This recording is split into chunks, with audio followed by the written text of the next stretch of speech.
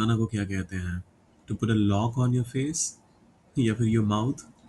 Obviously वो incorrect होगा। आइए सीखते हैं कि करेक्ट वे क्या होता है। शुरुआत करने से पहले ईश्वर हिंदी 121 पर अगर आप नए हैं तो पहला काम करना है चैनल को सब्सक्राइब करने का, क्योंकि ऐसे ढेरों वीडियोस आपको यहाँ पर हर रोज देखने को मिलेंगे। करते हैं शुरुआत। जुबान पर ताला लगाना बोले तो to hold one's tongue. To hold one's tongue. Example के तौर पे पहला स्टेटमेंट कहता है उसने गुस्से में भी जुबान पर ताला लगाया। ही held his tongue even in anger. गुस्से में भी कहा जा रहा है, सो इवन इन एंगर आप चाहें तो यहां पर यह भी कह सकते हैं ही held his tongue even when he was angry. वो थोड़ा ज्यादा एक्सटेंसिव हो जाएगा, तो आप इसको शॉर्ट रखने के लिए इवन इन एंगर का इस्तेमाल करिए। दूसरा एग्जाम्पल कहता है सच जानते हुए भी उसने जुबान पर ताला लगाया। Knowing the truth he held his tongue even after knowing the truth.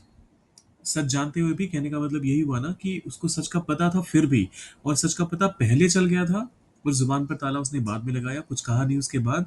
तो even when he new the truth he held his टंग। ये भी तरीका सही है। Knowing the truth he held his टंग, ये भी तरीका सही है। इसका मतलब थोड़ा सा अलग हो जाएगा।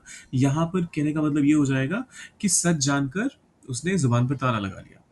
तो आप आप अपने हिसाब से depending on the context correct statement का चयन कर लीजिएगा।